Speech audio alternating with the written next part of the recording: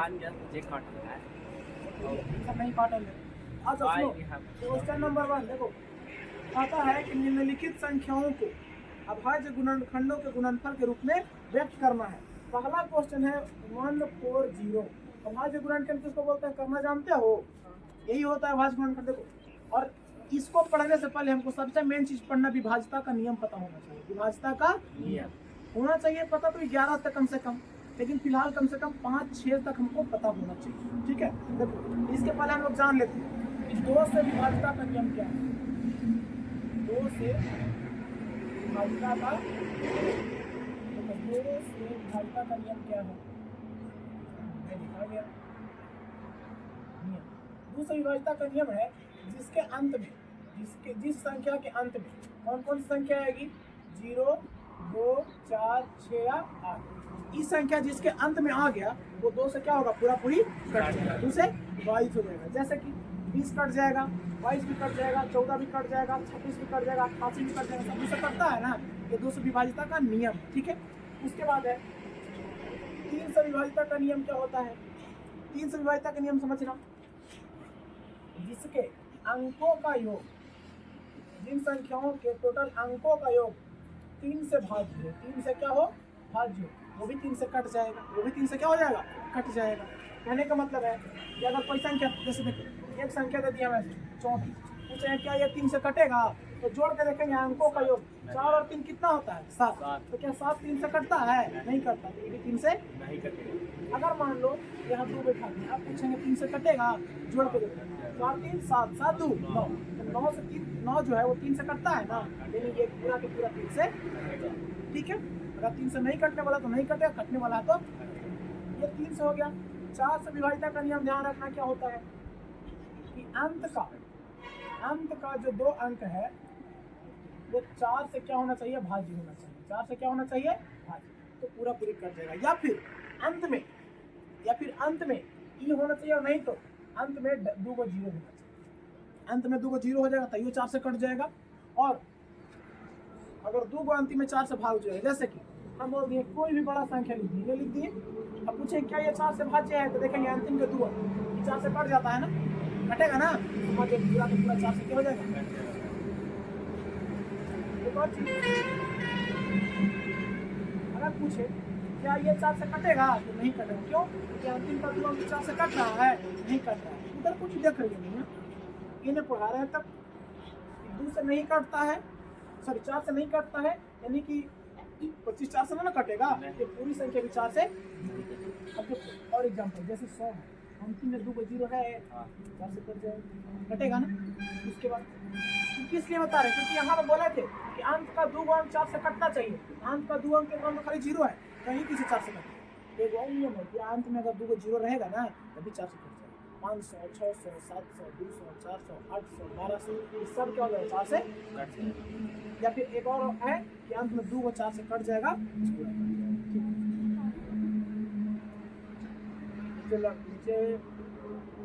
लड़का को बोलो तो ऊपर से मान के ले आना। देखो ये 4 से और विभाजिता किया। अब सुनो, एक विभाजिता के हम लोग को पढ़ेंगे 5 का, कितना का, 5 का। तो इसमें कुछ नहीं करना है, जिसके अंत में या तो 0 या फिर 5 है, या तो 0 या फिर 5 है, तो 5 से पूरा पूरी क्या हो जाएगा, कट जाएगा। जैसे 10 15 20 25 यही सब में कटता है 5 से। एक और है 6 से विभाजिता का नियम, यहाँ तक बस याद कर लो कम से कम। तो 6 से विभाजिता का नियम कुछ नहीं है। अब बोलो 6 6 2 12 भी कटता है, 6 18 भी कटता है, 6 को 24 कटता है। इसमें सब चीज में एक ही रूल है कि वैसी संख्या जो 2 से और 3 से दोनों से भाज्य होने चाहिए। 2 और 3 दोनों से जो भाज्य है, जो 2 से भी कट जाए और 3 से भी कट जाए, 6 से कट जाएगा। जैसे कि 12 को देखो एग्जाम्पल, 2 से भी कटता है और 3 से भी कटता है। ये 6 कहाँ से बना है, 2 से और 3 से। देखो 12 किससे कटा है, 2 से भी कटता है और 3 से भी कटता है, इसलिए ये 6 से भी कट जाएगा। उसके बाद देख लो कोई भी संख्या, जैसे 38 है, ये 2 से तो कटता है लेकिन 3 से कटेगा, नहीं कटेगा, ये 6 से भी। इसी की जगह पर अगर हम 42 लिख दें, 14 या 42 3 से भी कटता है और 21 2 से भी कटता है, लेकिन 6 से भी कटेगा, 6 से 42 कटता है ना। तो यहाँ तक हम लोग कम से कम, ठीक है ना। तो इसको तुम लोग, ठीक है, ये बहुत इंपॉर्टेंट चीज़ है। नहीं याद रहेगा, अभी जरूरत नहीं है। अरे ध्यान दो, इसके साथ साथ यहाँ बता दे रहे हैं। अब देखो इसको बनाने में सबसे आसान है 140 है, तो केकड़ों से लगाना दिमाग काम नहीं करेगा। तो सबसे पहले तो ध्यान रखना सबसे छोटा चलना है, तो 2 से चलेंगे, तो 2 वाला भी याद करेंगे। 2 का विभाज्यता का नियम है क्या, ये 2 से कटेगा कि नहीं कटेगा, लगाएंगे कहाँ नहीं चलेगा, तो 2 से याद करो, अंतिम में सब रहना चाहिए, तो 2 से कट जाएगा। तो 0 है तो 0 तो 2 से कट जाएगा, तो 2 से लगाएंगे तो कितना बार में कटेगा, 2 से 14, फिर 0 है तो फिर 2 से लगेगा, कितना बार में कटेगा, 35। अब देखो और 35 है तो लास्ट में 5 वाला कौन है, 5 से कटेगा और कोई का ही नहीं है, तो 5 से, तो 5 से कटेगा। अब इसको अभाज्य गुणनखंड गुणनफल के रूप में लिखना है, तो इसका आंसर में क्या हो जाएगा, 2 गुना 2 गुना 5 गुना गुणनफल के रूप में, तो ये हमारा क्या हो गया। इसी प्रकार से जितने भी इसमें है चारों पांचों सारे के सारे बन जाएंगे कि नहीं, इसमें कुछ बताने वाला चीज़ है, सिर्फ इसमें पावर स्क्वायर मत करना, ये नहीं कि 2 के पावर 2 गुने 5 गुने 7, हालांकि वो गलती नहीं होगा, लेकिन बोला गुणनफल के रूप में तो सिर्फ ऐसे ही लिख देना, ठीक है ना। ये हमारा आंसर हो गया। इसके बाद रुक जाओ, एक और क्वेश्चन है, क्वेश्चन नंबर 2। क्वेश्चन नंबर 2 का ये 1 का 1 हो गया, क्वेश्चन नंबर 2 का कितना, 1। अब जरा एक चीज ध्यान रखना, इसको 1 से पढ़ने से पहले हम लोग देखो एक चीज का ध्यान रखना, गुणनफल गुणनखंड में एलसीएम अभाज्य गुणनखंड विधि से और एचसीएफ कैसे निकालते हैं ये पता होना चाहिए। साथ ही साथ ये भी पता होना चाहिए कि अगर 8 और 4 ये दोनों का हम लोग एचसीएफ लेंगे तो कितना आएगा, 4 आएगा। सबको पता 4 में याद कर जाएगा, 4 आएगा, एचसीएफ आएगा ना जी। और एलसीएम कितना आएगा, 8 आएगा। नहीं समझ में आ रहा है, और एचसीएफ कितना होगा, 4 नहीं होगा, देखो ना निकाल के, एचसीएफ 4 ना होगा, एक बार में कट गया तो। उसके बाद एलसीएम दोनों में से कौन होगा, जो बड़ी संख्या हो जाती है, एलसीएम इसका कितना हो जाएगा, ये कितना हो जाएगा, ये एलसीएम हो जाएगा, ये क्या हो जाएगा। एक यहाँ से फॉर्मूला होता है इसको पढ़ने से पहले कि अगर एचसीएफ में एलसीएम से गुना किया जाए तो कितना आएगा, तो वो पहली संख्या और गुने दूसरी संख्या के गुणनफल के बराबर, ये फॉर्मूला तो कहा जाए एचसीएफ, तो इसका एचसीएफ कितना आया है देखो तो 4, और एलसीएम कितना आया है 8, और बराबर पहली संख्या कितना है 8, दूसरी संख्या 4, गुणनफल आपस में बराबर है कि 32 बराबर। यानी कोई भी दो संख्या लिया जाए और दोनों संख्या को आपस में गुना किया जाए तो उसका आंसर उतना ही आएगा जितना तो दोनों का एलसीएम और एचसीएफ दोनों निकाल कर गुना करेंगे, दोनों बराबर है, ठीक है ना। ये नियम है। तो ये दूसरा क्वेश्चन के लिए आप समझना एक चीज, इस यहाँ से हम क्वेश्चन नंबर 2 का 1 बनाते हैं, 2 का 1 तो कहता है कि पूर्णांकों के निम्नलिखित युग्मों के एचसीएफ और एलसीएम ज्ञात भी करना है हमको। साथ ही साथ इसकी जांच कीजिए कि दो संख्याओं का गुणनफल एचसीएम गुने दो संख्याओं का गुणनफल एचसीएफ गुने एलसीएम होता है। ये कह रहा है कि हम लोग जानते हैं ऐसा होता ही, जांच कीजिए, ठीक है। तो क्या करेंगे इसमें समझना, पहले पहला क्वेश्चन दिया उसने 26 एंड कितना 91, पहले अभाज्य गुणनफल जिससे हम लोग एचसीएफ और एलसीएम निकालेंगे, और 26 और कितना हो गया 26 और 91, 26 और 91। लास्ट में 6 तो 2 से लगाएंगे ना, 13 गुना 26। अब कुछ लगेगा नहीं लगेगा, इसका लास्ट में कितना लिख देंगे 2 गुना 13, ठीक है, ऐसे लिखेंगे 26 बराबर 2 गुना 13। इधर 91 है तो 2 से तो लगेगा नहीं, 3 से लगेगा 9 1 10, ये भी नहीं लगेगा। अब ये डायरेक्ट लगेगा एक ही बार 7, कितना हो जाएगा 13। इसको कितना लिखेंगे 91 बराबर 7 गुने। अब सुनो एचसीएफ क्या होता है और एलसीएम क्या होता है। एचसीएफ उसको बोलते हैं, पहले लिख लीजिए, ये लिख लिए दोनों अलग। एचसीएफ उसको बोलते हैं, किसी को इतना में है आइडिया एचसीएफ और एलसीएम यहाँ से कैसे निकलता है। एचसीएफ उसको बोलते हैं जो दोनों में मिलता है, जो दोनों में मिलता है, बस उसी को बोलते हैं एचसीएफ। देखो तब 2 इसमें मिला है, अच्छा इसमें तो 2 है क्या, इसमें देखो इसमें 2 है, इसमें 2 मिला है, एचसीएफ 2 नहीं होगा। इसमें 13 मिला है, इसमें भी 13 मिला है, तो एचसीएफ हमारा कितना हो जाएगा। और एलसीएम क्या होता है तो सुनो, जितना एचसीएफ आया एचसीएफ कितना आया 13, ओकरा में गुना किसको से करेंगे, तो बाकी जो बचल रहेगा उसको से गुना, बाकी जो बचल रहेगा उसको से गुना। तो इसमें कितना बचल है देखो तो 2 बचल है, और इसमें कितना बचल है 7, 13 से 91 यही हमारा यही एलसीएम क्या हो जाएगा 182, ठीक है। अब अगर पूछे कि जांच करना था हमको ना कि पहली संख्या गुने दूसरी संख्या, तो यहाँ पे क्या करेंगे हम लोग जांच में क्या हम लेते थे, पहली संख्या गुने दूसरी संख्या बराबर क्या होना चाहिए, HCF गुने क्या होना चाहिए, LCM। देखो अब पहली संख्या कितना, देखो तो यहाँ से 26 है और दूसरी संख्या कितना है बाबू, 91। उसके बाद HCF हमारा कितना आया है, 13 और LCM कितना आया है, 182। आपस में गुना करेंगे तो देखो कितना आएगा, 4 में 26 से गुना करेंगे और उसके बाद 13 में 182 गुना करेंगे, देख लेंगे सवाल करके। अगर 26 में 91 से गुना करते हैं तो 6 एकम 6 और 2 एकम 2 और 9 6 14 18 5 6 8 3 कितना आ गया बाबू, 8 होगा भैया, 6 होगा, 6 कितना होगा, 4 2 6 4 2 6 23 66 हो गया ना, 2366 और बराबर इसको गुना करके देखते हैं तो 182 में कितना करना है जी, 13 से। तो देखो 2 किया 6 18 किया 14 और 1 8 2 तो 6 6 3 और ये कितना आ गया 2366। देखो जांच करना था कि जांच कीजिए कि पहली संख्या और दूसरी संख्या का गुणनफल जो होगा वो HCF गुणे LCM के बराबर होगा। तो पहली संख्या गुणे दूसरी संख्या का गुणनफल किए तो HCF गुणे LCM के बराबर हो गया कि नहीं, और यही हमको जांच करना है। ये पहला क्वेश्चन बन गया। इसी प्रकार से इसमें 2 और क्वेश्चन, उसी प्रकार से क्या करेंगे, दोनों का गुणनखंड निकालेंगे और जो मिलेगा उसको HCF बना देंगे और बाकी जगह ध्यान से यहीं पे कंफ्यूज होता था, जो दोनों में मिलता है उसको HCF लिखते हैं कंफर्म, और कुछ और मिल जाता तो गुना करके वो लिख देते, कुछ और मिलता दोनों में। अच्छा तो फिर LCM क्या होता है, LCM क्या करेंगे, जो HCF आएगा उसको तो लिखिए देंगे और साथ ही साथ बाकी जगह नहीं घेरेंगे, मैंने जो नहीं मिलता है गुना करने में LCM मिल जाएगा। एक और तरीका होता है कि बड़ा पावर वाला तो हम बातें बताएंगे। तो ये क्वेश्चन नंबर हो गया, ठीक है। पूछा नंबर 3 कहता है अभाज्य गुणनखंड विधि द्वारा निम्नलिखित पूर्णांकों का HCF और LCM ज्ञात करना। तो यहाँ से 3 दिया हुआ है ना, 3 का 1 यह 12 15 और 21 है, 12 15 और 21 तो 12 को अलग 15 को अलग और 21 को यहाँ से क्या करेंगे, 12 2 से लगेगा, 6 2 से लगेगा 3, इसको क्या लिखेंगे, देखो 12 = 2 × 2 × 3 ये लिख देंगे ना। उसके बाद फिर 15 है, 15 को 3 से 3 बचे 15, उसके बाद ये 3 7 21, ठीक है। यहाँ से क्या लिखेंगे, 15 बराबर 3 गुना 5 और 21 बराबर 3 गुना। हमको ज्ञात क्या करना है, HCF और LCM ये ना ज्ञात करना है।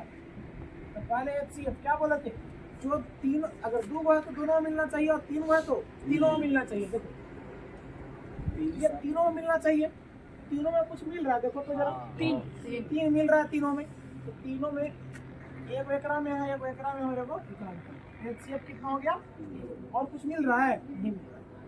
तो LCM के लिए क्या बताए थे कि जो HCF आए उसको लिख देना है और गुना में बाकी जो नहीं ना आया उस सबको लिख देना है, ठीक है ना। तो HCF लिखेंगे, इसमें 2 और 2 तो ना आया है, लिखेंगे 2 गुना, इसमें क्या नहीं आया है 5, इसमें क्या नहीं आया है, ये हमारा LCM है 420 420 में 70 7 400 और कुछ बोल रहा था नहीं, हो गया, यही ना करना था HCF और LCM। अब देखो एक है क्वेश्चन नंबर 4, इसका सारा बन जाएगा ना दोनों। आए भैया वहाँ 3 आ चाहिए, लिखेंगे ना ये HCF पिछले बार कैसे बताया, भुला गए।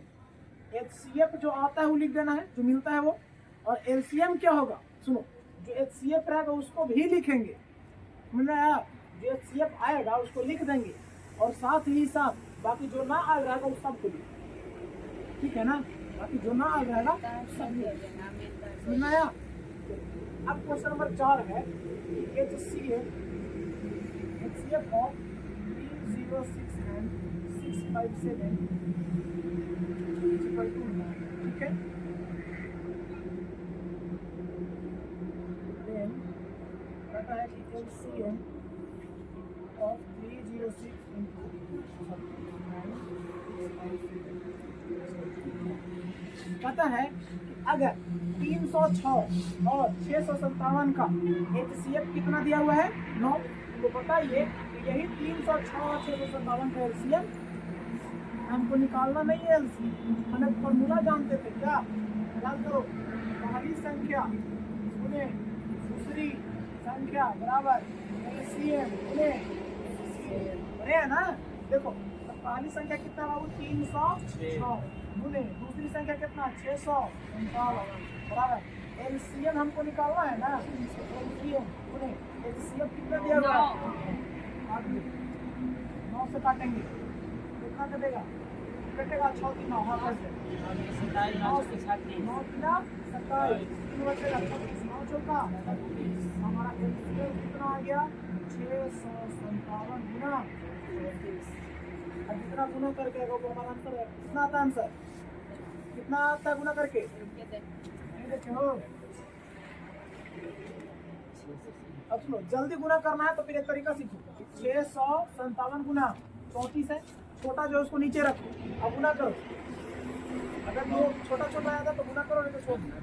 7 चौका 28 2 और 65 चौका कितना होता है 260 65 चौका 260 260 में 2 जोड़ेंगे 262 ठीक है।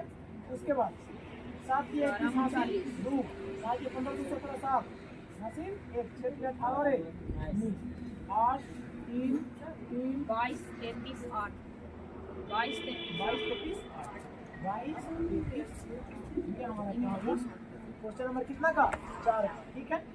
अब देखो 5 है 6 है और 7 है। देखो यहाँ पे क्वेश्चन नंबर समझना। देखो किसी भी अंक के अंतिम में जीरो कब आता है, जैसे ये 10 है 1 के जीरो लास्ट में जीरो आया ना, यानी कि इसमें देखो तो एक फैक्टर 2 होगा एक 5 होगा कि नहीं होगा। अब देखो 20 कितना है, इसका भाग गणना करेंगे तो कितना होगा जी 2 गुना 4 204 नहीं 2 बचे 10 गुनी है ना। फिर देखो 10 नहीं समझ में आया। अरे पहला ही तू लिखते हैं कौन सा दिक्कत था, इसको ऐसा भी लिख सकते थे यार। देखो मत 4 गुने 5 भी तो लिख सकते थे। 4 में क्या आया 2 गुने 2 आया है ना। देखो अब 60 है नहीं समझ में आया, क्या नहीं समझ में आया बोलो। उसको तोड़ेंगे तो आएगा। इसको भाज गुणनखंड तोड़ोगे तो कैसे आएगा। अब 60 है तो 60 का भाज गुणनखंड तोड़ा तो कितना आएगा जी 2 दूनी 4 या 12 बचे 7 कितना ही ना आएगा भाज गुणनखंड तोड़ेंगे तो। देखो जिसके लास्ट में जीरो है वो समझ जाओ तो उसका अगर आप भाज गुणनखंड तोड़ेंगे तो कहीं ना कहीं एक जगह 2 जरूर आएगा। उससे अधिक आ सकता है लेकिन कहीं ना कहीं एक जगह जरूर 2 आएगा और एक जगह 5 ठीक है ना। तभी लास्ट में जीरो आएगा नहीं तो बोल पाए। जैसे तुम बोलोगे ऐसा तो 60 है इसको ऐसे भी तो लिख सकते हैं 3 गुने 5 गुने 4 3 5 15 चौके 7 4 तो भाई 4 में 2 है ना, है कि नहीं है। अरे वो 5 है ना, तो लास्ट में अगर जीरो लाना है तो उसका फैक्टर में कहीं ना कहीं एक 2 जरूर होता है और एक 5 जरूर होता है ठीक है। ये सिर्फ क्वेश्चन नंबर 5 के लिए बताने के लिए था। अब देखो अब क्वेश्चन नंबर 5 क्या कहता है कि जांच कीजिए क्या किसी प्रकृत संख्या n के लिए, और प्रकृत संख्या 1 से शुरू होता है, n के लिए 6 के पावर n 6 का पावर n अंक 0 पर समाप्त होता है। हमको देखना है जांच करना है कि 6 के पावर n जो है वो 0 पर समाप्त होता है। तो जांच कीजिए कि होता है कि नहीं ठीक है। तो देखेंगे हम लोग 6 के पावर n तो लिखेंगे क्योंकि प्रकृत संख्या के बारे में बोला है, किस संख्या के बारे में प्रकृत संख्या। तो प्रकृत संख्या यानी कि n = 1 2 3 ऐसे लिखेंगे हम लोग यही ना बैठाएंगे 1 2 3 4 यही बैठाएंगे प्रकृत संख्या। लास्ट में 0 आता है तो लिखेंगे क्योंकि इसमें लिखने वाला चीज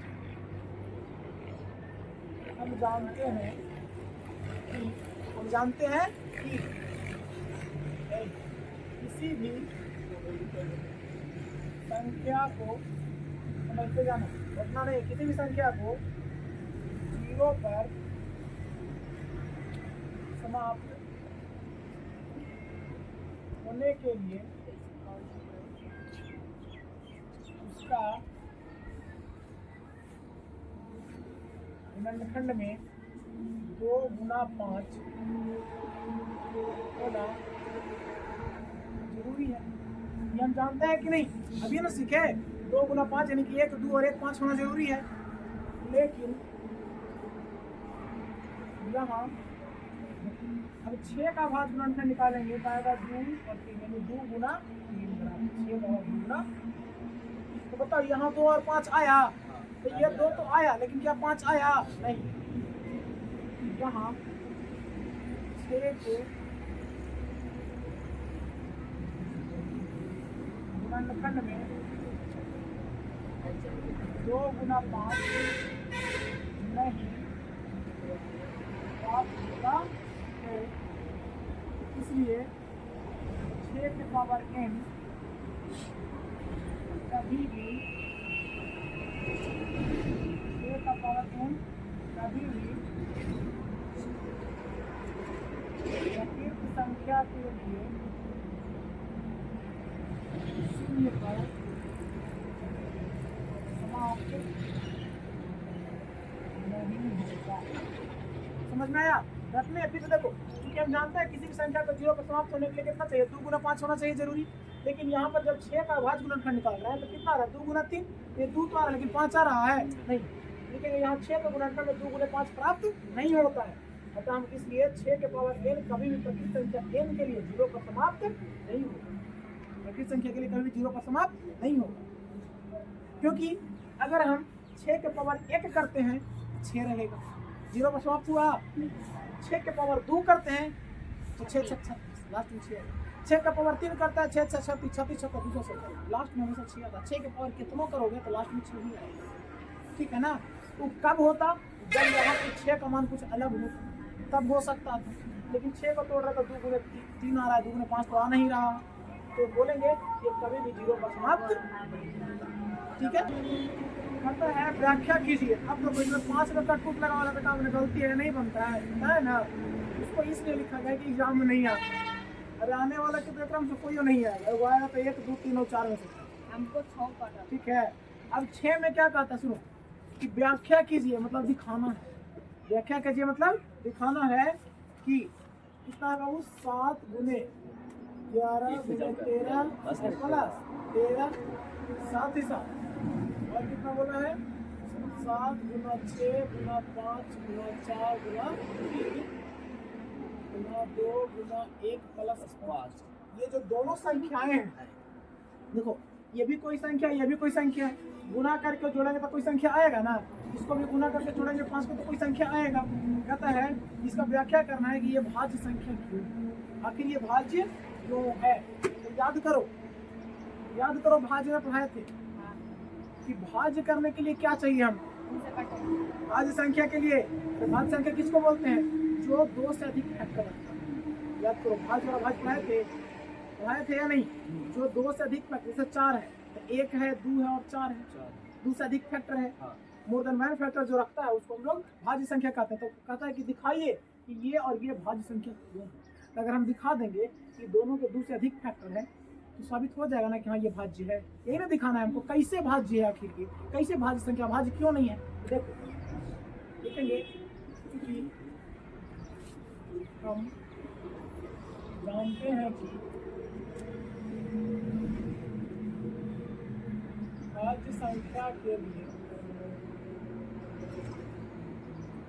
2 से अधिक गुणनखंड चाहिए। ये हम जानते हैं ना, भाज्य संख्या होने के लिए कितना चाहिए, 2 से अधिक गुणनखंड चाहिए उसका। अब देखो यहाँ पे अगर इसको हल करते हैं, इसलिए इसको अगर हल करेंगे तो कितना आएगा, 7 गुना 13 11 से तो कितना आएगा 77 आएगा, और गुना 13 और प्लस में 13, 7 गुना 13 प्लस 13, और इसको कितना आएगा, कितना करो तो जी 7 6 42 का 6, देखो 42 गुना 4 पे 20 गुना 3 गुना 6 प्लस 5, ठीक है। देखो ये सारी संख्याएं, इसको अगर चाहो तो गुना भी कर लो और नहीं तो ऐसे भी लिख सकते हो, उसको गुना भी करोगे तो 13 7 91 और 13 7 91, तो 1 0 और 10 यानी आ जाएगा 1001 प्लस 13। देखो ध्यान से तो इतना लिखने का जरूरी नहीं है, बस यहीं से देख लो कि भाज्य संख्या क्यों है। ये इतना है बाबू, 77 में 13 से गुना हो रहा है ना, 77 में 13 से। सबसे पहले तो कोई भी संख्या होगा तो देखना 1 से कटेगा ना, कोई भी संख्या आ जाए 1 से तो कटवे करेगा। दूसरी बात इसमें है, अभी करने के बाद हमारा कितना आता है 1001 और प्लस कितना आया था 13 आया था, 1000 कितना आ गया 14 का गया है ना। इसको मान यहाँ लिख देंगे 1014। देखो जरा ध्यान से 1014 है, 1 से तो कटवे करेगा और 4 है तो 2 से कटेगा ना, कटेगा कि नहीं। अब देखो 4 1 5 और 1 6, 4 1 5 और 1 6, 3 से भी कटेगा। अभी और कटने वाला और भी कटेगा, लेकिन हम देख रहे हैं ये क्या है 2 से अधिक कट रहा है कि नहीं, 2 से अधिक गुणनखंड है, 2 से अधिक गुणनखंड है ना जी। इसके बाद इसमें आओ कितना है भाई 42 दूनी 84, 6 से 6 को 24 84 2 8 45 2 50, यानी 50 140 कितना आ गया। हाँ 50 140 और प्लस में 5, ये कितना आ गया 50 145। इसका गुणनखंड तो होगा 1 से कटेगा, 5 से कटेगा, अब देखो 5 5 10 और 4 14, ये 3 से तो नहीं कटेगा, तो और किसको से कटेगा हमको देखना पड़ेगा। और किससे कटेगा देखो 5 से कट गया, 7 से भी नहीं कटेगा, 9 9 5 13, और किससे कटेगा देख लो किसी ना किसी 3 से से और गया? कटेगा। 3 से कैसे कटेगा 5 गुना 10 10 4 14, तो 3 से नहीं ना कटता है, इससे भी नहीं कटेगा। तो 1 से कटा, 5 से कटा, और किससे कटेगा ये काटने से देख लेते हैं। देख लो किससे कटेगा। ये कुछ चुरा लेता है इसमें किसी एक और से कटेगा जरूर, देखो कौन से कटेगा, अपने आप से कटेगा, चेक कर लेना है। ये को खुद से भैया हाँ जी, ठीक है। सबसे मेन आसान चीज तो वही है ना। कटने के लिए और भी बहुत चीज से कटे, लेकिन खुद से भी तो कटेगा। अरे और भी बहुत कटेगा, लेकिन तो दिमाग क्या लगाना है, बस यही पे ठीक है। ये देखो इसमें भी क्या है 2 से अधिक गुणनखंड है, 2 से अधिक गुणनखंड है कि नहीं है। अब देखो हम क्या बोले थे, हम जानते हैं एरर का, हम जानते हैं कि भाज्य संख्या होने के लिए 2 से अधिक गुणनखंड होने चाहिए। इस सब में 2 से अधिक गुणनखंड है कि नहीं, तो लिखेंगे ऊपर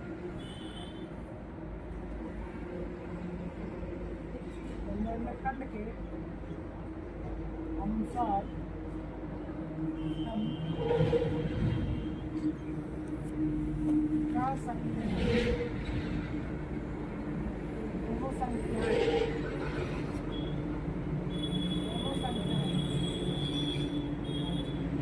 क्या सकते हैं, ऊपर जो हम काम क्रिया किए हैं उसके अनुसार क्या सकते हैं कि दोनों की दोनों संख्या क्या है भाज्य। तो यही ना दिखाना था कि व्याख्या कीजिए ये और ये संख्या भाज्य कैसे है।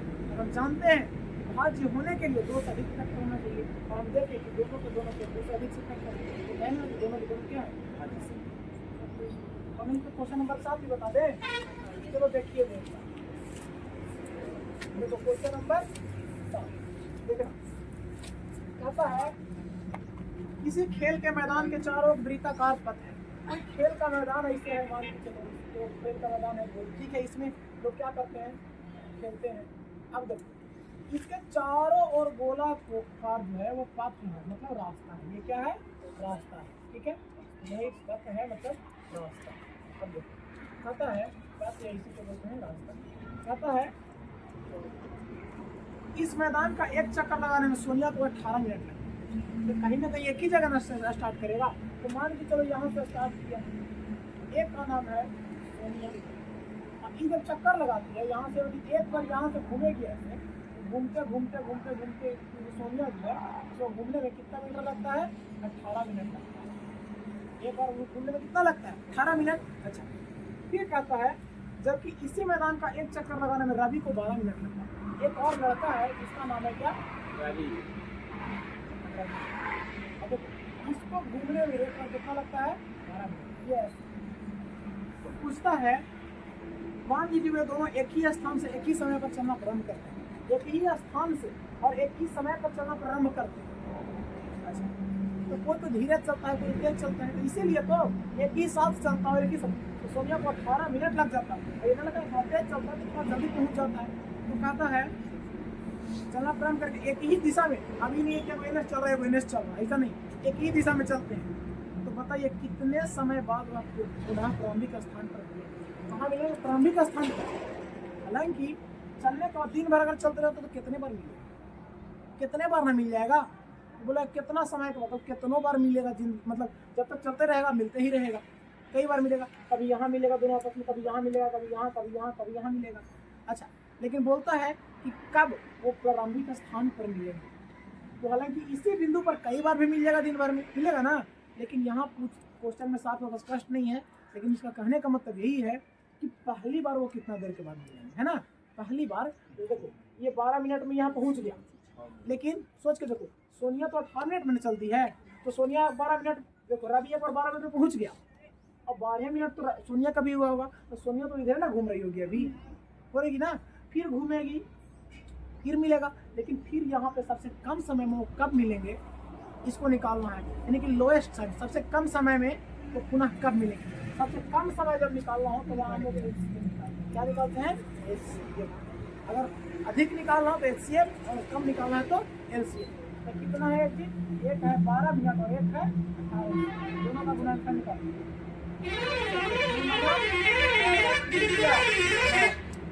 दो 6 12 है, 2 दिया 6, 2 गुना 2 गुना 3, और इसका कितना है? 2 गुना 3 गुना, हम क्या बोलते हैं? LCM। अब LCM के लिए तो HCF के लिए तो बता दें जो मिलता है, तो मिल कौन रहा था? 1 और 2 मिल रहा था और 1 और 3 मिल रहा था ना जी। 1 और दोनों में से 1 और 2 मिल रहा है, और 3 और 2 6 हो जाएगा HCF कितना? 6। हम लोग ऐसे भी निकाल सकते हैं, तो पहले 6 लिखेंगे। अच्छा, और एक मान लो कि E और E मिल गया है, एक में E और E मिल गया है, HCF में कितना गुना करेंगे? 2, और गुना इधर, ये हमारा LCM हो गया। लेकिन अगर हम चाहें नहीं, हम उससे नहीं निकालेंगे, तो हम चाहेंगे नहीं, हम उससे हम HCF क्या नहीं करना है, तो हम चाहे निकालेंगे। HCF निकालने का और तरीका क्या है देख लेंगे। इसको क्या लिख सकते हैं? 2 के पावर 2 और गुना 3, 3 के पावर 1 लिख सकते हैं। इसको क्या लिख सकते हैं? 2 के पावर 1 गुना 3 के पावर लिख सकते हैं ना। तो फिर इसमें इस प्रकार से उसमें जो कम बार मिलता था उसको लिखते थे HCF में, तो LCM में जो ज़्यादा बार, इस 2 के पावर 2 और 2 के पावर 1 दोनों में बड़ा कौन है? तो 2 के पावर 2 बड़ा है ना, तो लिखेंगे 2 के पावर 2। इस 3 के पावर 1 और 3 के पावर 2 में बड़ा कौन है? तो 3 के पावर 1 ने हल 2 गुना 4 और 3 दिया 9 चौका 36 मिनट। 36 मिनट के बाद रवि और सोनिया फिर से इस स्थान पर मिलेंगे। देखो इसका एक्सप्लेनेशन कैसे करेंगे कि 12 मिनट में रवि तो यहाँ पहुँचेगा ना, एक बार लगाएगा, एक चक्कर में कितना लगा? 12 मिनट। ध्यान से देखना, तो एक चक्कर में 18 लगता तो ये नहीं ना होगी 12 मिनट में, 12 मिनट में तो अभी इधरे होगी। अच्छा, लेकिन ये रवि जब दूसरा बार घूमेगा तो उसको 24 मिनट लग जाएगा, 24 मिनट लगेगा। अच्छा, और तीसरा बार घूमेगा तो कितना लगेगा? 36 मिनट। तो 36 मिनट में रवि 3 बार घूम जाएगा। अच्छा, लेकिन देखो सोनिया जो है वो 18 और 36 में यहाँ पहुँचेगी कि नहीं पहुँचेगी? फिर से 18 में एक बार ही, तो 36 में 2 बार ही है दूसरा बार। और अभी जो है पहले 12, 24 और 36 दोनों एक समय पर मिल रहे हैं कि नहीं। लेकिन ये अलग बात है कि रवि 3 बार घूम रहा है और सोनिया 2 बार घूम रही है, लेकिन मिल तो रही है 36 मिनट पर ना। ये हमारा होगा 36 मिनट के बाद पुनः वो प्रारंभिक स्थान पर एक दूसरे से। तो 1.2 हमारा क्या हो गया? ठीक है।